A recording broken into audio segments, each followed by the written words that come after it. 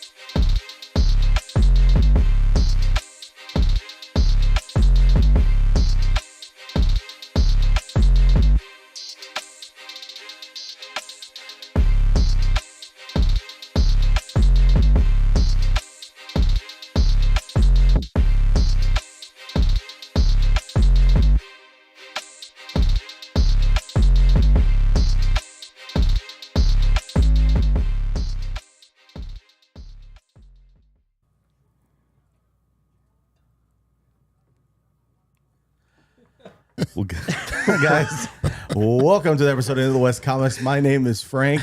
I'm the reason we started late. Oh, Sonny is here. I was not. Good evening. I was inbound from a whole different state, and I was the first one here. I mean, The hot dog Paul is here. What to do, baby?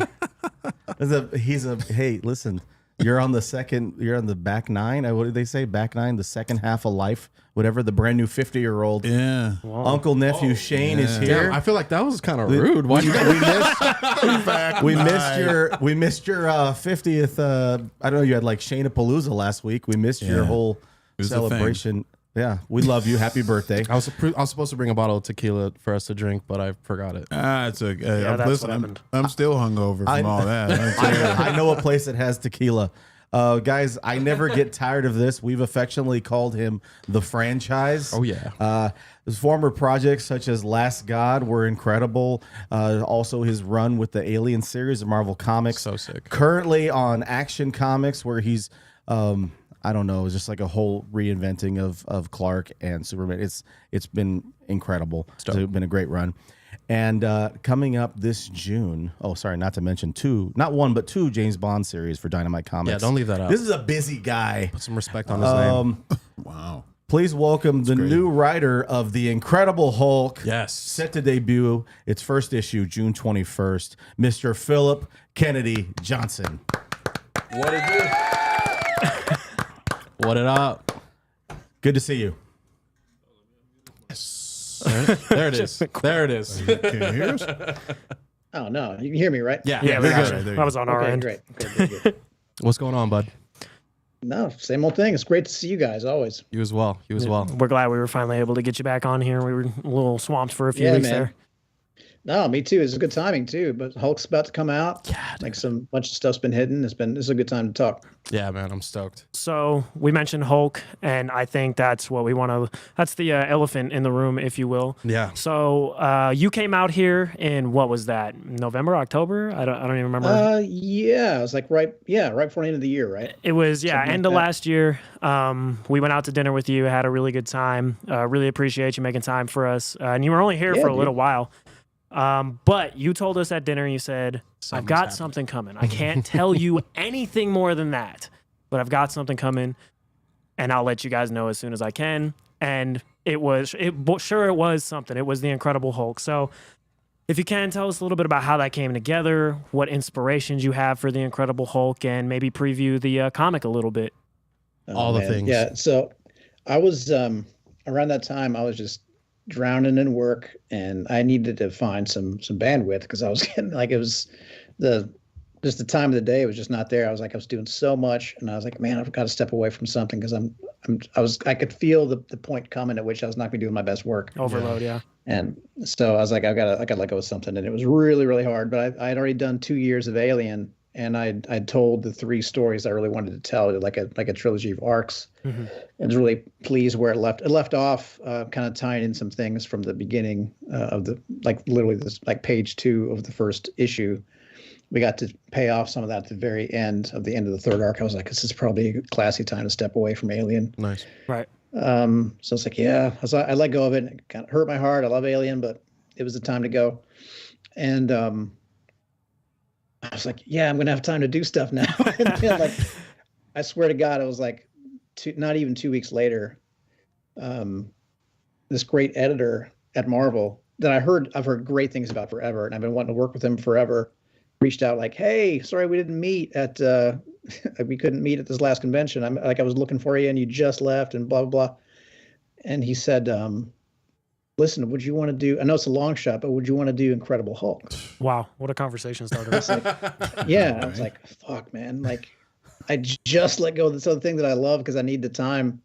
But it's one of those gigs that you just can't turn down. At least I couldn't turn it down. No, for I sure. don't know anybody who would. You would regret that later for sure. Yeah, for sure. That's one I couldn't let go of. And I've been turned down other stuff already, but Hulk is just different.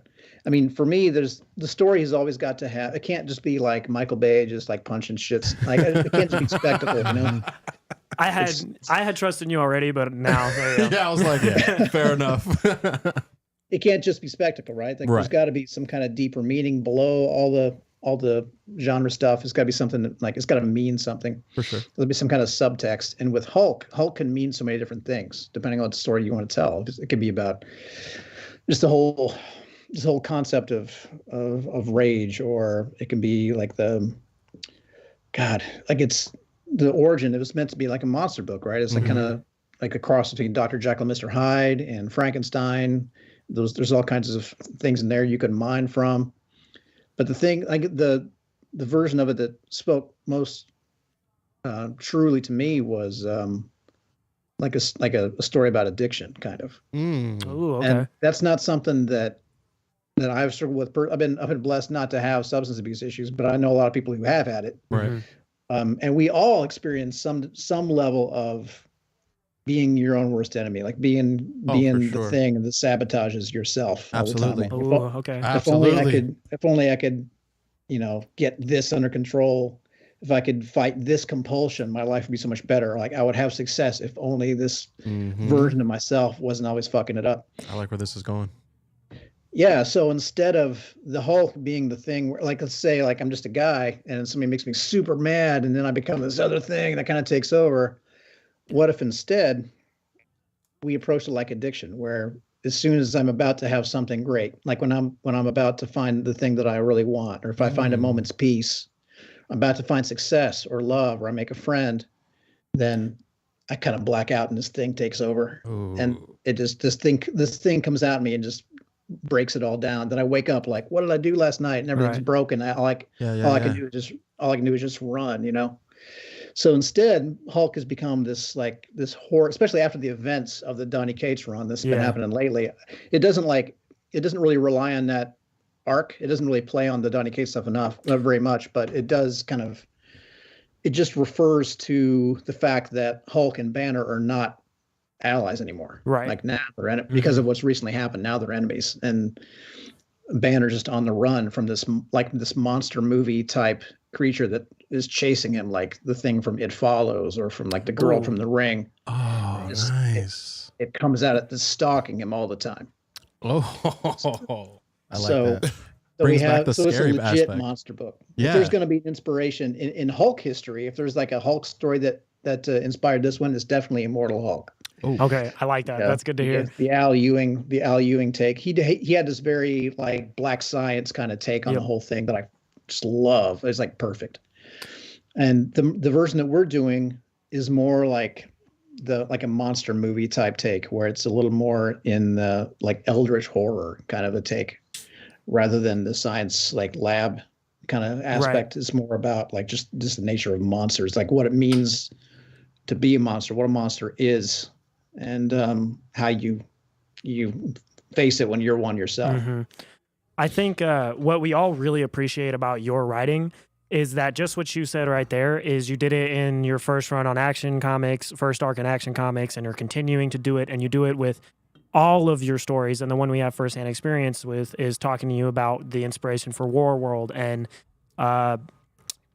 what's the syndrome called? I can't think of it. Stockholm syndrome and what it's like to be captive and held captive and have to deal with that. You do such an incredible job of implementing real world trouble into this space we go to try to handle those things, and we see our favorite characters handle them, and we go, okay, if he can handle it, I can handle it. We can all do it, and it makes your stories a level more compelling than others.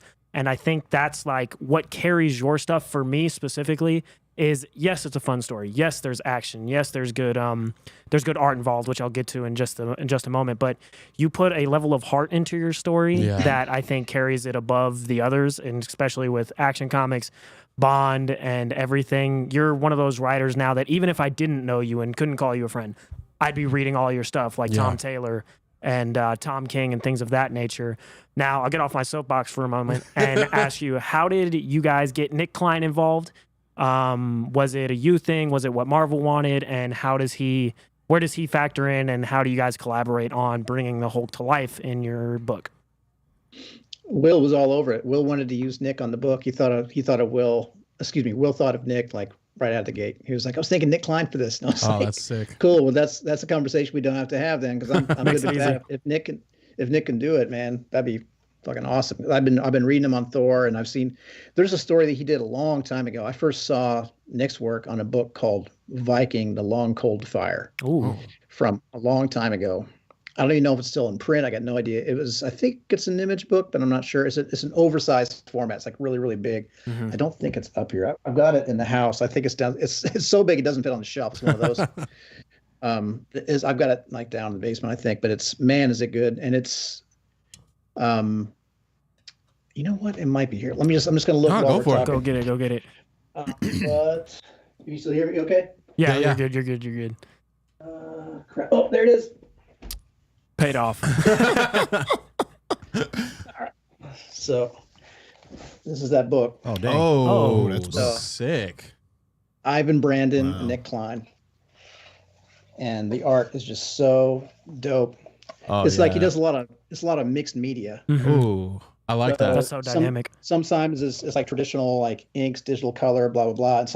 And then there'll be a page or a panel that's just sepia tones and just scratchy pencil, and sometimes it'll be like the kind of dot matrix type color that makes it look old fashioned, and it just skips around, and it's just so incredibly good. I mean, this is where I first noticed Nick. Ooh. Wow. Dude. Whoa. It's amazing. Yeah. And I loved him on Thor too, and like all the other stuff I've seen him do. Of course. He's a German artist. I didn't realize Nick lived in Germany, but he's from there. You wouldn't know it to speak to him. His English is like spotless, but he lives in Germany. And seeing the pages he's turning it, I mean, with humility, I will say that he has really been digging the scripts. Like, That's cool. So That's good. into the horror element and the mythology element that we're doing here. He's just on fire. And I've been watching this guy go from an artist who is already exceptionally talented to a legit, just becoming a genius in real time, just like doing the best work of his career. That's so cool. You can tell he's inspired. You can tell he's loving it. You can tell he's into the kind of stories. This is all about like Appalachian horror, like Gothic horror kind of stuff. The whole thing is the whole setup is Banner like on the road, like on the run, kind of all the time, kind of like he was in the old show. All set across the American South. Oh wow. And he's even like Klein's kind of tapping into his metal roots, like his love of metal music. And he's kind of giving us this long-haired kind of Kurt Cobain looking Banner and like a Danzig Hulk. Like I love that. This long hair, like super roided out kind of. That's cool. I mean, because you can tell like he's been on the run. He doesn't have time to shave and keep clean cut or whatever. Straight up, yeah. At some point, I looked at myself. I like that. I like that. Typo negative Hulk. Yeah. Giant. It looks incredible. At some point, I was like, "What if he had a beard?" Nick's like, "Nah." And we talked about it. It's like, well, I just like the idea of him, like he can trim it up, but he gave like a whole reason why he had long hair but not a beard. Okay. And it's like, I don't need to say shit else. Like, You're like, all right. Go ahead. Yeah, no, I'm not going to micromanage him at all because he just knows how it looks. And Matt Wilson's doing colors and everything. Just great. looks like the South, man. I'm so stoked about it. It looks like it's supposed to. Nice. I can't say enough good things. Everybody's just You seem really hyped about it, and that's Yeah, I know. That's Your the cool excitement part. is contagious. And what what day does the first issue of that Incredible Hulk run come out? June 21st. Yeah. June 21st. So if you want to get in on the Incredible Hulk, get it on your pull. It'll be out June 21st. You already for you guys added to be it, able to- right? Yeah. Yeah, I already had it. FOC is mid-May, I think. I got to see when sometime in May, the FOC. I'll have to find out when that is exactly. As soon as you announced it, I went to my comic book store and I was like, yeah, can I put this on my poll? And they were like, relax, it's not in the system yet. And I was like, oh, my bad. Sorry, I know a guy. No, it's not No, I know. I feel like and honestly, I'd say I'm not a salesman. I don't really like sales, marketing. So I just feel like I'm not well suited to it. But if I sound like a salesman now, it's just because I'm unbelievably stoked about this book. It feels like we're making something special. It's going to last. Oh, that's so cool, dude. Yeah, that's the so same good to way I hear. felt about I get the same kind of just like chills getting from getting to write Superman, from telling the Warworld saga, a story I deeply believe in, the stuff we're doing now. Like I'm just blessed getting to tell these stories that I really believe in. That's awesome. So you can definitely tell, like, hearing you talk about it, you're stoked. And I mean, that's a perfect segue. I was talking to these guys about, like, just your resume is insane right now. And like, what are those meetings like when you're talking about doing a Superman story? Is there like notes that you compare with other writers, or do you like go into it blindly trying to just do your own thing? I mean, Superman is such an iconic character. I mean, same with the Hulk. It just seems like I would love to be a fly on the wall in that meeting to see what is that conversation like? How do you even go about that? They give me a lot of leeway on Superman. They know that I understand the character. You've proven that. I think I've earned some cred with them on that. I know what's supposed to happen in a Superman book. Right. There was recently one thing that we had a big back and forth about, and it wasn't like an argument. It was just like, here's what we got to do if we're going to do this. In the issue that just came out, 1054. there was 1054 just hit Action 1054. There's a page in which, because ever since Superman came back from Warworld, he was exposed to the white sun of the Star Forges of Warworld. So now he's like amped up like crazy, like you've never seen him this powerful ever. And there are these things I wanted to do. And one of them, there was actually, I'll go ahead and tell you since we're not actually going to do it, sadly. Yeah. Oh, man. There was a version of the story in which he's so badass now that he's fighting Metallo, and he is time traveling in these little bursts, not back minutes or hours or days or weeks, but just like split seconds. So that Metallo is fighting like 4 Supermen at once. That's incredible. You know what that reminds me of? There's an episode of Dragon Ball Z I was just thinking where there's that. a character named Hit, and Goku's like trying to figure out how he's moving so fast, and the character isn't moving fast. He's time traveling like little seconds at a time in little moments. And I haven't. That would be so cool. Great. Yeah. But I love Metallo. That's one of my favorite. Yeah, he's a great character. One of my favorite Superman villains was Metallo. So anything involving Metallo would have been fantastic. It's cool enough just to hear about it, even potentially happening. That's what I go back to. That was where it started, and they were like, we kind of don't want to, like, we probably shouldn't open the door to time travel, because then the question is like, why doesn't he do it all the time? Right. If he can do that, why doesn't he go way back? Anytime anything bad happens, like, yeah, that's valid. I just kind of want to see if I can get away with it. But then I was like, okay, we're going to do this other thing instead. And the thing that I gave him instead is what we ended up doing. It's like, so instead, we've been playing with the idea. If you guys remember All-Star Superman, there's a thing in the first issue, which I know is technically not canon, but it's an amazing story. And that aside, there was this thing at the beginning where he extends. So the reason he's so strong and can fly and all that stuff is because he has this bioelectric aura that he can basically. It's like a force field kind of, but it's like he uses it to just move shit around. So the reason he can lift a plane and not just punch right through it is because he's using the aura is what makes that possible. So what if he can extend it outside of the shape of his own body? What if he could extend it out like a net? And that's what happens in All-Star, where he extends his bioelectric aura out behind him and drags this spaceship behind him without actually touching it. So I was like, what if we? So now that he's so like overpowered in the following world, what if he extends his bioelectric aura?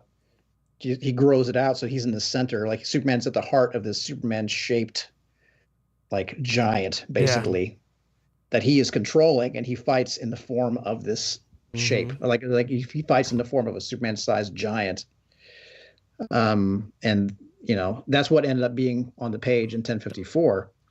So you see him in like this blue fiery giant Superman with the S shield and everything. I can't wait to read this issue. And you see the giant blue fist, like blam, just like blasting Metallo into the wall. It looks fucking awesome. That's so cool. I think you having put Metallo as the villain for this arc, where Superman is super overpowered, is again an example of your understanding of the character. Well, Superman comes back and he's super overpowered. Which villain is he going to face? He's going to face the one who has a very specific thing that makes it more difficult for him to defeat him. And I just love the way you use, exactly like you were saying with All-Star Superman, you take the lore of Superman that we all know and love. And like you said, All-Star Superman's not canon, but it's canon. Everyone, anytime anyone mentions a Superman, it's All-Star Superman. It's up there. And like, for sure. The script Gunn is writing is based off All-Star Superman. So it's canon. Yeah, he's a big Grant fan. You go back and you take those little things from the past and implement them in the way that almost like Grant Morrison kind of will, except I think yours is more accessible. You don't have to have read every page of Superman ever to understand what's going on with the character. Whereas with Grant, you might have to. And I think it lends to your storytelling very well. And I was out of town this week. I'm so excited to go into the bookstore and get 1054. That's so sick. Cool. Well, crap. I'm sorry I spoiled it for you. No, it's okay. No, it's okay. It's okay. It just made me more excited. All right, cool. Yeah, you'll dig it, I think. But there was even then there's a thing we had to add on the page to kind of make sense of why it's happening and blah blah blah. So it's not entirely clear on the page whether it's a temporary thing or whether this is a permanent part of his power set now. But anyway, that was one time where the notes kind of went back and forth, like, well, what if we did it like this? But even that was a conversation. That's not like, no, you're shut down. Dude, the notes are usually pretty open. And part of that, I think, is just because I think the editor, Paul Kaminsky, and I have pretty similar visions of what Superman is and who he is and what he would do. One of the guiding lights of my run is the powers should only be there to illustrate how incorruptible he is. Right. I think it can't just look at this cool shit I can do. And that was a really important moment, especially in this issue where he does this amazing, crazy thing, and you need to see why. So the pages after those moments are the ones that really matter and kind of make it all feel like Superman, not just like any other bruiser. Yeah, I think that's especially Paul's favorite thing about Superman is that he is the hope. He is the good guy. It's not about the powers. It's about what they're used for. What they're used for, you know, and what they can do. And it's just awesome being able to. You do get this giant moment of badassery, if you will, but then you still get the hope, and you still get the the leader of everybody, and you still get the good guy at the end of it. So. As soon as you said that, he started cheesing. I think the last thing we'll ask about Superman, because we talk about Superman with you forever, always, is how often, or if ever, do you, Williamson, and Taylor sit down and kind of talk about the arcs colliding or zigging and zagging through each other? A good bit. I had a call with Josh today. Like we had a meeting, like with he and I and some editors about Superman in action, and I mean we were on the phone even before that. Oh, of course. Also today. So we talk probably a couple times a week about what's coming and what we're going to do. And like, when is the issue we're going to do this thing? And, just planning out the next couple of years of Superman. Couple of years. I love to hear that. Yeah, couple for years real. of Superman. Well, you mentioned a couple years. James Gunn is going to be this big overall architect for what's going to be taking place with DC films going forward. We also mentioned All-Star Superman is going to be used as inspiration for his project. Yeah. Before we get to that, we're going to be sort of wrapping up the current DC EU, I guess is what you're calling. And this week, I mean, it's a big week because you're on the show, but it's also a big week this week because CinemaCon is taking place place in Las Vegas. Yeah. This week and 2 days crap, ago. I didn't know that. That's people, awesome. that people had it was like ridiculous. People from all over the world are here to watch. I don't know, they got this access to see like 4 movies early, like months months ahead of time. Yeah. But they a limited amount of people got access to watch The Flash for the first time. Oh wow. And before that, earlier in the day on Tuesday, they released a new trailer for the Flash film. We're going to take a look at that now and all watch it together. One big happy family. As family. I haven't watched it yet. Look at us. I'm excited. I hate it.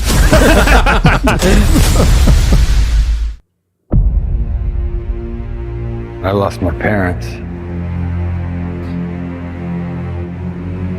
That pain made me who I am. I spent a lifetime trying to right the wrongs of the past. As if fighting crime would bring my parents back. You actually did it.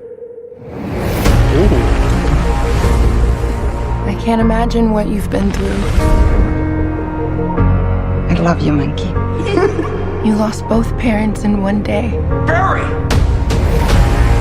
Like recast the dad. I went back in time to save my parents. But instead, I completely broke the universe. If you went back and changed the past, this world must die. You changed the future. Do you know what this symbol stands for? It means hope, right? I will help you fight Zod. You want to get nuts? Let's get nuts. Let's get nuts. I love that.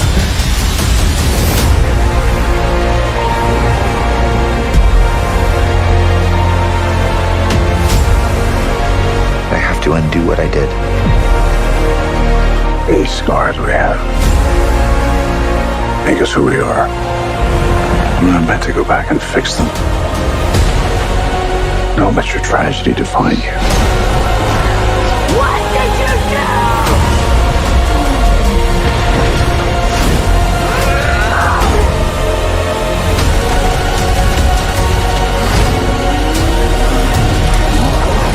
Okay. No matter what we do, Hours again. Yeah. nobody dies. That was dope. No, this last part is crazy. You're strapped to your parachutes. Where's yours?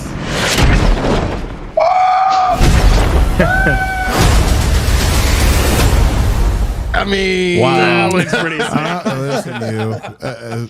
Listen. Man, comics are cool. You know what I'm saying, dude? That Yeah. looks fantastic. Sonny, I know what you're saying about the guy and what he's done, but I think we might have to, if this movie is a modicum of how good it looks, like I think we might have to rethink The everything. people who have watched the early screening, they said, believe the hype.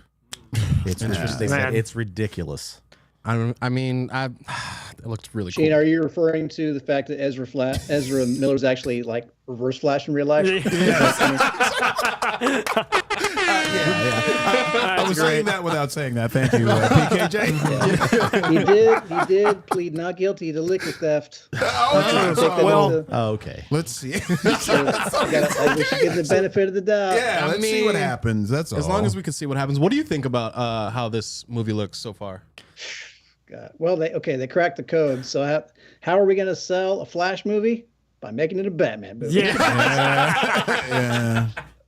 That's so real. That is very true. They showed a lot of And actually, Batman. I didn't think that there was going to be so much that Batman. trailer. I mean, goddamn. I mean, they make trailers so well now. I mean, I've started referring to like when I get trailered, that means like I get sucked in to watch the movie that's probably shitty. Yeah, of course.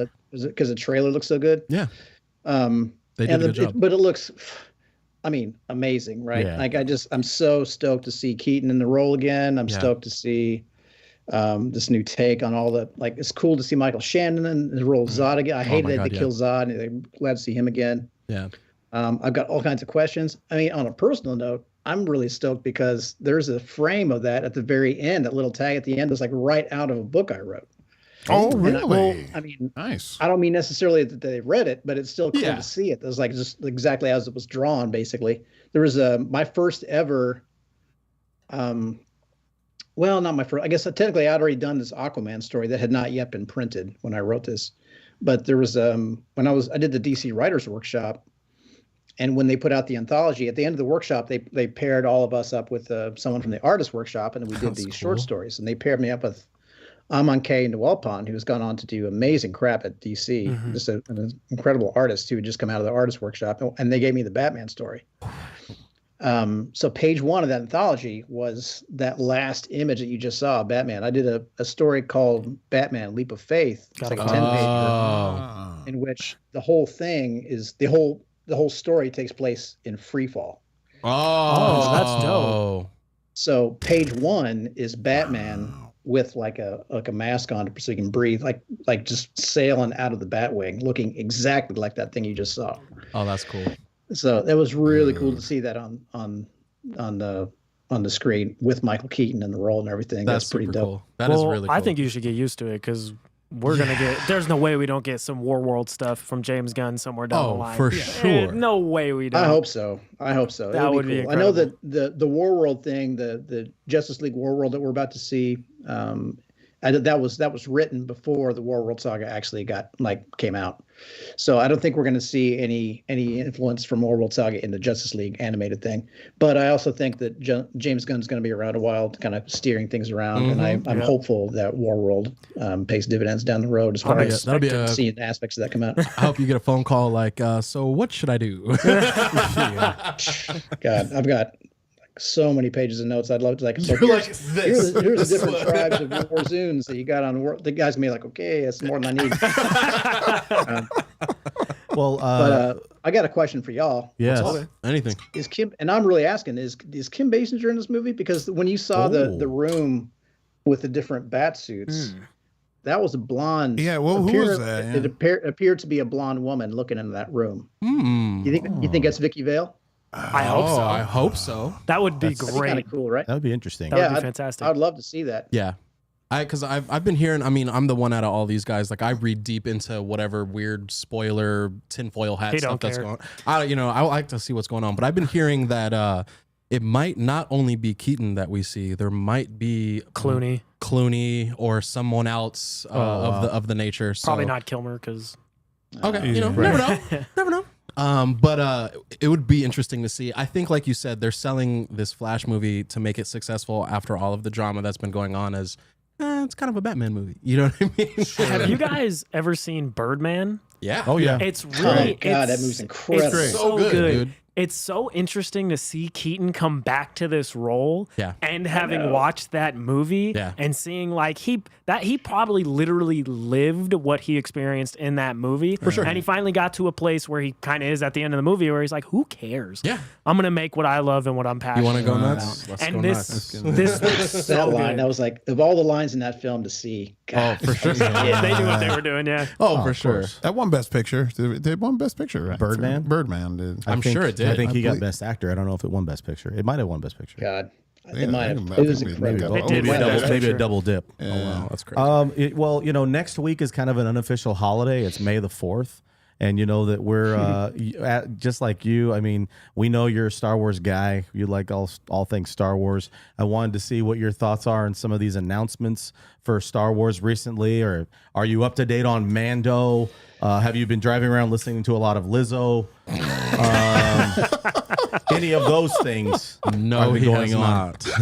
not. I've been so underwater. I'm just I am not caught up on everything. I've seen some of the announcements, and I watched the first three episodes with my son of Mando. Okay. So I'm not caught up. The last thing I saw on Mando, let's see, he has been redeemed. In the waters that he fell into. Mm-hmm. Waters of length. And yeah, there's still a lot of cool shit yet to happen. I know that people are mad about some stuff that came up, but I don't know the details of what happened the rest of the season, so I'm not caught up on that. I've been seeing people kind of freak out about Fallen Order. Apparently, Jedi Fallen Order is really good. I can't wait to play the second game. Survivor. Jedi Survivor. I can't wait to play it. Yeah, I mean, I'm not caught up really, but yeah, that's about where I'm at. Did you ever watch the Star Wars Visions stuff with all the different animators? I did. They've got a second season of that is coming out on May the 4th as well. I know. I cannot wait to see. They're doing another Kurosawa one, right? Yeah. Mm-hmm. Yeah. I can't wait. I need to see like a Marvel Universe, like an Ultimate Universe style, like all Star Wars done again in that style. That was so incredibly dope. Maybe Hawkeye's Ronin.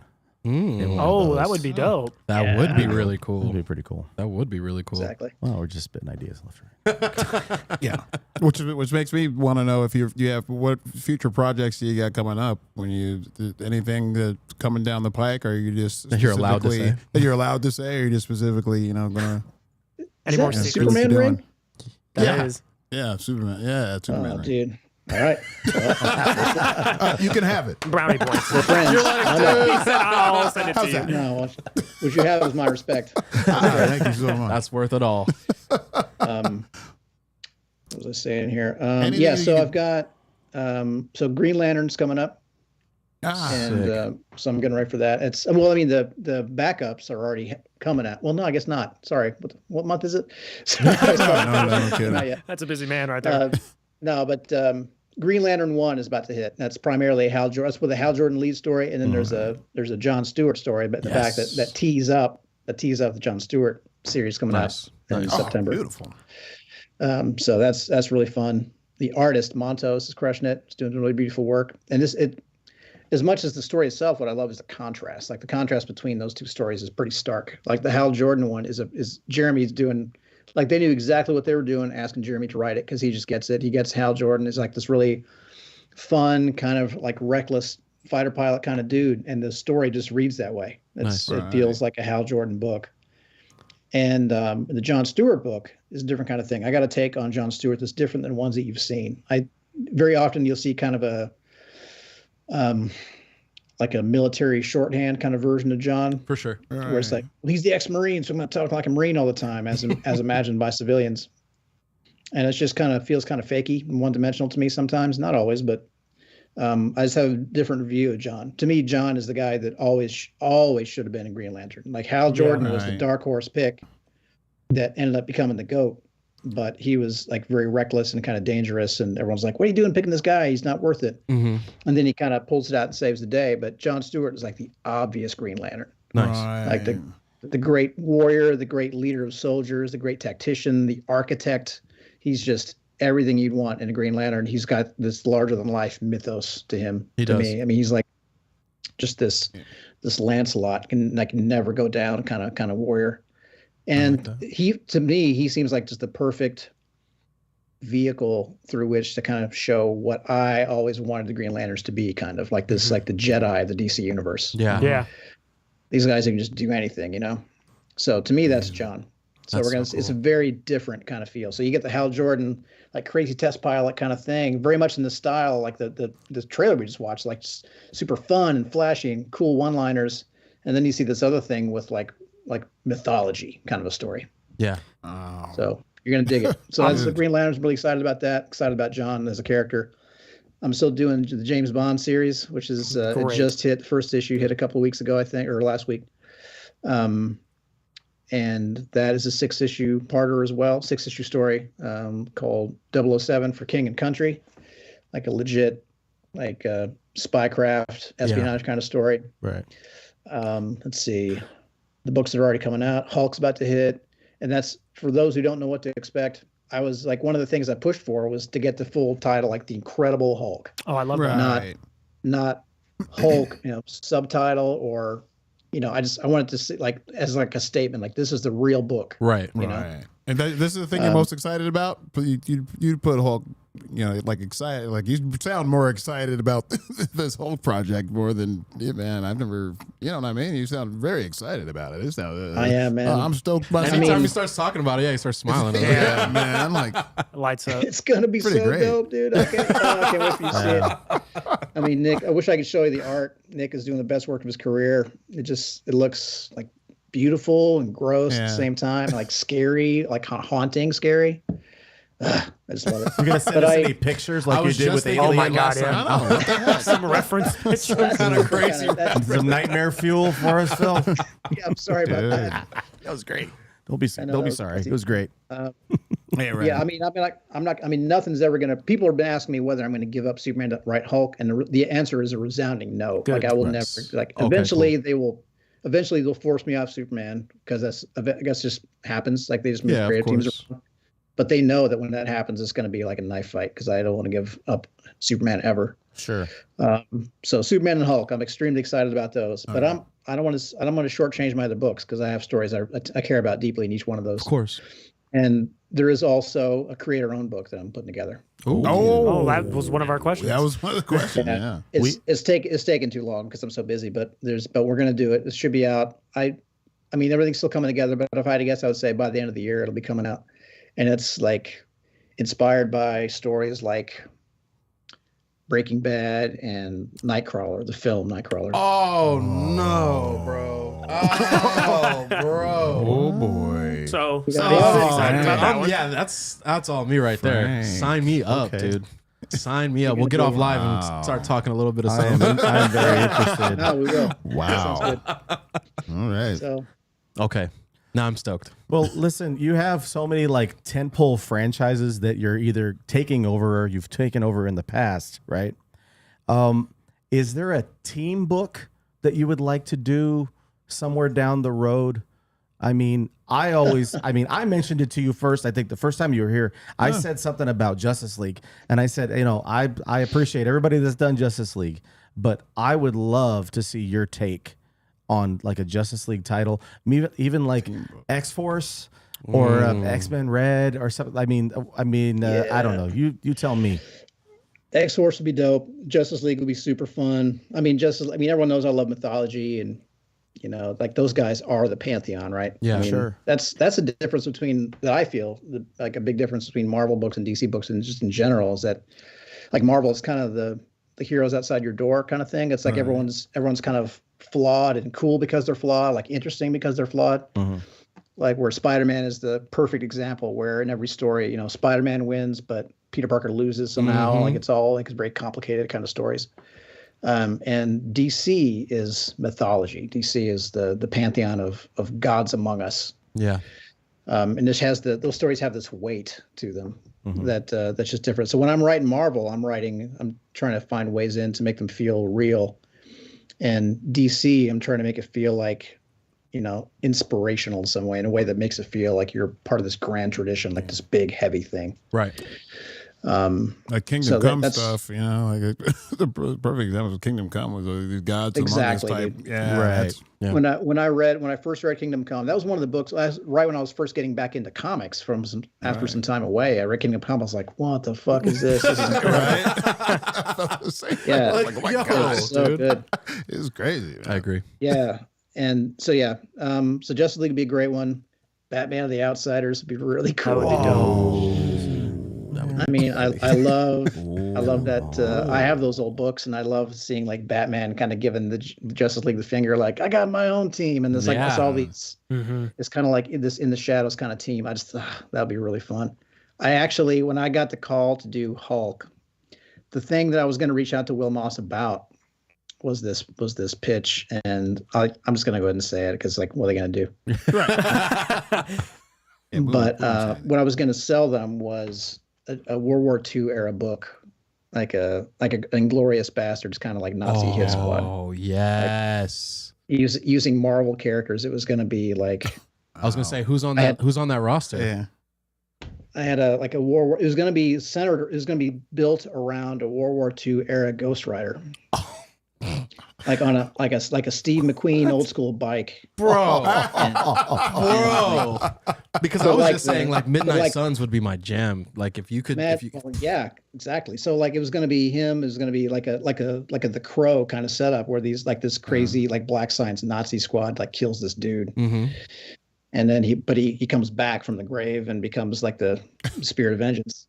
And he while he's going after those guys that killed him, he bumps into Logan. And it becomes this thing where it's Ghost Rider, Logan, Sergeant Fury, Two Eyes.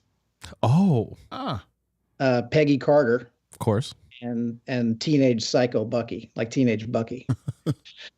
And he was like the How biggest is this psycho. not getting done? Nobody wanted this done. Who we got to call? Well, when you get offered the Hulk, that kind of Like, I can why? see. Yeah, you're like, okay, I guess. I guess I'll write the Hulk. Come on. Put that on the back I'll burner. say this. Here's a That'd be here's a dope. little spoiler. So at the end of the Hulk issue 1, just check out the last page. Oh, all right. Something's coming. That's all. Okay. Something's coming. Word. Okay. Word. Very But nice. Hulk is going to be like it's going to be different than we've seen. I remember like I have a lot of love for like from the days like when I was growing up, where it's like a monster of the month kind of thing, where you'd see a Spider-Man book. Spider-Man fights this bad guy at the end of the story. That story is concluded. Next month is another bad guy, and like another story. Mm-hmm. And I'm kind of getting into this rhythm on Hulk, where it's going to be like a monster of the month or a monster of every couple of months. Okay. Where we're getting the like nothing but jumping on points the whole way. That's kind of how Immortal Hulk started, if you remember. Yeah. It wasn't Yeah. always monsters, but it was always like a single, like a one shot almost every month. It was like the And I Wendigo or love something. that setup. Yeah. I mean, and there was this kind of umbrella story that was slowly moving forward, and after a while, that kind of engulfed the whole thing, and it kind of became more about the big story, not so much about the little ones. But I want more of that first trade worth that where it started out just kind of being about the individual stories that he was doing. Mm-hmm. The I first thought trade's that my was incredible. favorite. So I kind of want another shot at that. I want to see Hulk versus whatever. So if you want to see an incredible Hulk in his element, monster book, fighting monsters, you're going to see like a mash them up with a ton of original monsters and also a lot of the old like classic ones that might have kind of been like left behind by time. So you said you're not a salesman, but here you are cutting a crazy promo for the I'm Incredible like, Hulk. what, dude? I'm gonna post that clip everywhere. Sounds good for me. Like, come on. I'll He buy ain't selling, but I'm buying. I'm buying. Yeah, Dude. I'm not a great salesman, but now everyone in the room wants to buy the I'm Incredible Hulk. officially on board. Dude, for real. What Thanks, was guys. that, dude? That was awesome. I was like, that almost sounded like you wrote it. I'd say this though. I shucks. think Phil that I think it's like probably within a month of when Hulk your Hulk run starts. Excuse me, the Incredible Hulk run starts. Yeah, put some June respect on that. 21st. The government. Al Ewing Immortal Hulk omnibus is out within. I didn't know that, I think really? it's within a month's time because I think it got moved up. I've got to confirm with Marcus because he knows the release dates for the omnibus. The omnibuses? I don't know. But we're gonna have that for you, Shane, so you can read and get caught up. Oh, thank with you that. so much. I The Immortal appreciate Hulk that. run was great. All It's right, yeah. great, dude. And if it ties into anything in the Hulk mythology, it ties into that. It does tie into it. Like there's a thread from the end of Immortal Hulk that does lead into this series. That's All right, great. one of the only Incredible Hulk or Hulk runs that I am pretty well across, so that's good to hear. Yeah, no, if you've read that, you're hooked up. You're ready Okay, to go. good. Sweet. That's really awesome. Dude. And if tell you what, if you want to know about inspirations, actually, do you guys follow cartoonist kayfabe at all? No. Oh, I know. This is- I do know who he is. Yeah. Yeah, Ed Piskor and Jim Rugg rather. They have this great thing called cartoonist kayfabe, and they do these they dig into old books of yesteryear, just cool shit, and kind of pick them apart, like get into the art that's in there, primarily from an artist perspective, but they also talk about just like behind the scenes history of stuff. They recently did one about this great Mignola story, this Hellboy story called The Crooked Man. Oh. And I have that. I've got all those library editions back there. I love Hellboy. I love it. Aside from Hulk itself, other influences on this run are going to be like Hellblazer, but also Hellboy, especially. Nice. Oh wow. And I just love the way that Hellboy kind of goes on these adventures almost by like accident. He just kind of walks around and he seems to kind of stumble into these bits of folklore. Mm-hmm. And it's kind of like that, except through the American South. And there was one Hellboy that stuck out to me that was set in Appalachia, and that was Crooked Man. It was Interesting. like this little mountain story about the devil, like witches and the devil. Oh, And dude. and it was drawn by Richard Corbin. And that guy, man, like Corbin is such a genius. And it reminds me of what Nick is doing on this. Not I was just necessarily gonna ask. stylistically, just the fact that you were watching a genius at the height of his powers. Right. And just somebody who knows that area and has this whose stylistic approach just fits the region and the style. It's just great. So if you want to know what's coming, check out Hellboy, The Crooked Man. Okay. And Okay. it's not unlike what we're doing. Okay. I like that. Oh wow. I feel like either yes, I'm sure some of it has been like with Nick Klein, where it was kind of like, well, they kind of fell into my lap. Let's do it with him, and he's incredible, and he fits this perfectly. And then you've got guys like Riccardo Federici. I feel like there's always been people who have fit so perfectly into these stories that you are telling. Federici was perfect for Warworld. Mendonça was great at the beginning of the run, and it's all been so great. And Steve Beach does incredible covers for you guys. that Warworld cover was so dope, so dope. And it just seems like on top of the fantastic writing, there is incredible art that goes in tandem so well with it. You understand what the art needs to be for your stories, and you have these incredible artists who help tell your story and it's just, I'm sure you feel it's just as much their story, and they tell it in just as an incredible way as you. And it must feel very lucky to be in that position to have those great people. Yeah, totally. I can't even take credit for finding those guys. Well, Steve Beach, I can. Steve, I found Steve. I found Steve a long time ago, and like someday finding Steve is going to be my legacy. Like that guy is so incredibly talented. Finding Steve will be right now he's book. Yeah, that cover to Warworld Apocalypse, that's on my wall downstairs. As it should be. Like that's a physical painting, and just unbelievably good. So cool. But anyway, I can't take credit for finding those other guys that you mentioned. Like those are my editors, man. Like they nailed it. Like when I found out that Riccardo had been doing the monthly Aquaman issues when Max Fumara and I did my Aquaman annual, which was that's the first DC thing I ever did. When I got the trades, I got a few comp trades that had that issue in it. I was like, man, I can't wait to see this. And I saw Max's art, and I saw Riccardo Federici on the monthly. So I was like, you're like, what am I looking at? This is incredible. It's like too good for comics. It's nuts. Right. And my editor on that book ended up being my editor on The Last God. When he was like, what about Riccardo? I'm like, dude, if we can get Riccardo, do anything to get Riccardo. Do it. Yeah. There's nobody more perfect in the world than Riccardo for this. So, and honestly, same thing with Nick Klein on Hulk. That was all Will. So my editors have been great collaborators on this. They give great notes. They find great artists. Sometimes I have been pitching Steve for a long time to do covers and stuff. Steve actually did a spin-off issue of Last God. Oh, okay. There was a single issue that Dan Waters wrote of Last God, and that was drawn by Steve.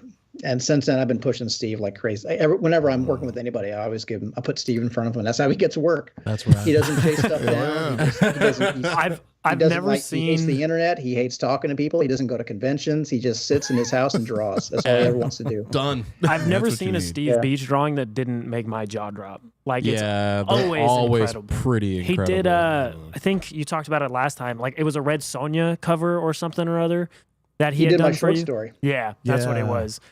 Yeah, jaw dropping, incredible. You can't even see individual brushstrokes. It's insane. Like how is this not real? That's the best Red Sonja's ever looked. Full stop. That's so cool. Well, that guy's incredible. We're looking forward to all the stuff that you've got coming, and I'm really interested in this Breaking Bad Nightcrawler create her own thing at the end of the year. That's on the top of my list right now. That is on the top of my list. I'm rewatching Better Call Saul right now. Well, of course. I was like, halfway through the first season. Like it's great. It's good stuff. That whole world is like ridiculous. Finally. Oh my gosh! When you see it, when you see the announcement, you'll know exactly what it is. Like, well, that's the thing. I'm stoked for that, dude. I can't wait. Shane just showed me the Steve Beach cover of Superman's reflection in Metallo's skull. Yeah. Like, are you kidding? Yeah. God. Man, it's hard to make Chrome look like that. Make it look crazy, man. He can just do anything. And when you see these things in person, like see the physical paintings. Yeah, it's probably nuts. I'm sure it's a level above. Jesus Christ. It doesn't even make sense. You're like, what am I looking at here? There was one that he did. I can't remember what that cover was for, but he did a cover of like Harley Quinn in a mall. And it was like an 80s style cover. Mm-hmm. He was in like an 80s style mall, and Harley was dressed like an 80s, glam girl in a mall, like hiding from Dead Man was coming through the wall at her, and he looks like a legit corpse, and that's kind of like hide, kind of looking around, and you see like Gotham Video in the background, like in the mall hallway. The whole thing was made to look like a VHS cover, and there's a little sticker on it. Oh, that says awesome. It says horror or discount or something, and then you can tell like he made the sticker look like it's been picked at on one side, where it's starting to come off. just the amount of love and detail that he puts into everything. It's just not, he got a few $100 for that or something, and he just clearly just poured everything in there. I found it. Look at this. To say nothing of his just the knowledge of and everything. He has dude, that's insane, check that out. An insane depth of knowledge about art, about comics, about metal music, about horror films. He knows more about these things than anyone knows anything about anything. It's nuts. He is a definition of genius. High praise. Oh, It's man. very cool. Crazy. Oh man, that looks really good. I can't really see. Isn't that incredible? That's like you can zoom in on that. That's a painting that's like 2 by 3 feet or something. That's and you 2 by can 3 just feet. You can just keep zooming in. You can keep zooming in and see more and more detail. It's just stupid. all of the chains and everything on her belt. That's nuts. Yeah, that's incredible. Wow. Phil, we appreciate you taking the time to hang out with us, man. It's like it's. Oh man, you guys too. Always so much. Oh, we can. I Just love seeing you guys. Love seeing you guys. The work you guys do. I love every now and then I'll just click on it and see let's see the subscriber numbers. It's still going up. I like it. Yeah. Yeah. You guys deserve a ton of viewers. You're doing great work. Thanks. Really appreciate that. You're doing great work. Yeah. Thank you. Thanks, guys. I take Appreciate that the support, personally as that always. I take that personally that you love me more than anyone else. Thank you, BKJ. That ring goes a long way. Apparently, come on, man. Who's the big winner? Shaney boy over there. I'm sorry I didn't get to hang out with you the last time I was in town, but we'll do it next time for sure. You definitely for sure. We got to get you in here one day. Yeah. That'll be That'd cool, be dope. dude. I'd love that. Yeah. You know? I'm sorry I gave this guy so little notice. I'm the worst about that. Whenever I'm on tour, I don't even think about where I am. It's like, oh crap, this is where so and so lives. And I'm this guy here was right in now, town for 36 hours, and he's apologizing for making time for us. What a guy! What You're a the guy! best. No, it didn't give me. I feel bad that I missed Sonny. I was working. It's okay. Once we get over a couple more thousand, I'm not going to my day job. Yeah, for real. There's got to be a way. Sounds like a plan, Sonny. We'll be there, dude. I'm getting an Into the West tattoo on my neck, and this is just gonna be full time, dude. You're gonna get that anyway. I have a feeling. I'm gonna get that anyway. Appreciate already. you guys being fans. Just know that it goes both ways. I'm a big fan of you guys and the show. Thank you so much. Appreciate that. That means the world. It does, brother. We will talk to you soon. We hope you have a great night. Thank you again for taking the time to hang out with us, and we're really looking forward to Incredible Hulk and this mystery breaking. I'm really looking forward. I think the thing I'm most excited for is the creator-owned one he announced. Yeah. And honestly, Jon Stewart Green Lantern. Jon Yeah, Stewart was for always sure. my That favorite was because of great. the Justice League cartoon. Yeah. And I'm so excited. Like, I'm going to buy the Hal Jordan run, even though I don't want to read it, so I can read the back. Not that I don't want to read it, but so I can read the backups. Yeah. And I never read backups. Oh well. Oh, I excuse think me. you're gonna dig it. There's a new Green Lantern Oath in it. I think you'll dig. There's new characters, new creature, and it all honestly it all ties back. If you read Warworld Saga, there's a nod to Warworld Saga in there as well. Nice. A big one. So Looking forward to hope you dig it. And we just keep this going. We'll just keep this going, dude. Look at us. We're real people. Phil, we appreciate it. We hope you have a great night. Thank you for hanging out with us. And, Thanks, Frank. You guys too, man. Yeah, we will talk to you soon. Somewhere down the line, maybe after the book comes out, we'll talk to you. When the book, That'd be awesome. Yeah, 100%. let's do it. Whenever you're free, you give us a shout, and we'll make this happen, dude. For real. That'd be awesome. Look forward to it. Appreciate it. Well, All right, guys. thanks you, for brother. hanging out tonight. We Okay, appreciate you guys. being here. This was a good one. And we will talk to you sometime soon. Be on the lookout for some new Run It Back content in the coming up weeks. We'll be going all one by one through the Star Wars films. We finished the MCU. Now it's on to Star Wars. all things Star Wars. For the next Coming up on May the 4th, along with going to see the movie with 40 of our closest friends, Guardians of the Galaxy, Volume 3. Doing the red carpet tonight for Guardians. Is there? Red carpet tonight for Guardians. But in addition to that, next week on May the 4th, we'll be rolling out our first edition of Run It Back, Star Wars edition. We'll be starting with we're making our way to pick up some Tatashi Station to pick up some power converters. We're watching A New Hope, talking about that. Guys, have a great evening. We appreciate you hanging out with us. Thank you. Thank you so much for helping us get to 500 subscribers. Yes, sir. Do what Philip Kenny Johnson said and go subscribe if you haven't already. Come on. Comment, subscribe. Do this. Follow his directions. Twitter. Do what he said Spotify. now. Instagram, Apple Spotify, Music. Apple Music, Apple Pods, Apple Pods, Apple Apple Pies. Pies. We're baby. everywhere. Feet Finder. Wow. PKJ, baby, all day. Oh, you got the shout out because of the ring, and now you're Mr. Number One fan over here. PKJ all You day, guys are baby. best That's friends how we now. do. Oh God. Don't you know how we do up in here? Oh, PKJ, God. don't you know Have a we good talk evening, you about guys. it? Now he has all this energy. Yeah, where did this come from, dude? Yeah, baby. Later.